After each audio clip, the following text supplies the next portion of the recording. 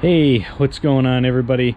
I just wanted to give everybody a quick update on the 1980s Yamaha Big Bear 350 that I was working on or preparing to work on. It's finally happening. I did a little bit of overhead work on it. Just wanted to do a step-by-step on it and show what was going on.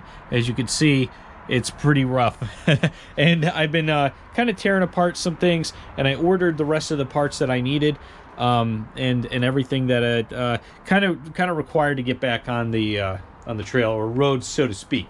So anyways, this one has a plow mount, and I picked up a plow for it. I also picked up the cover for the pull start and the pull start itself. I picked up let's see, right between here, you can see it's cracked. That's the intake manifold boot that goes between the carburetor and the intake manifold. It is a little ruined, so we're going to have to replace that. It's dry rotted. And one thing I noticed that I need to get is this piece of rubber that connects the airbox to the carburetor itself. And you can see, you know, something took some solstice in there afterwards and lived in it for a little bit after I took the airbox cover off. So that's going to have to get repaired too. The wiring is a little messed up. I bought a battery for it. I'm going to have to kind of clean up the wiring a little bit. You can see it right there. The solenoid, I got a new solenoid for it. And a couple other things too that needed on the wiring. So we're going to be going over this. We're going to be checking everything out. I checked out the differentials. They looked fine. I also checked out a couple of the bushings, and they seem fine too. As I said before, I bought some axles for this. Actually, this axle is fine. It's not hurt at all. I took it and I shook it around a bit. So what I'm going to do is I'm going to be rebooting it, putting you know, you can see it's got some rips in it, but I'm going to be putting some grease in there, rebooting it, and then utilizing it like that. I think that's the best way to do it and most cost effective, because these bikes really aren't going to be worth too much. So I'm going to make sure I get out of it the cheapest I can. And when you get something that's, I would say, 30 years old like this, you have to make sure you know what's realistic in value-wise. So I want to showcase it running and driving after I do a lot of work to it.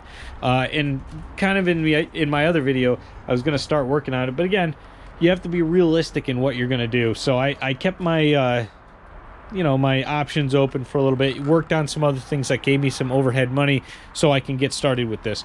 The nice thing about this too that I did notice is it does have the high-low.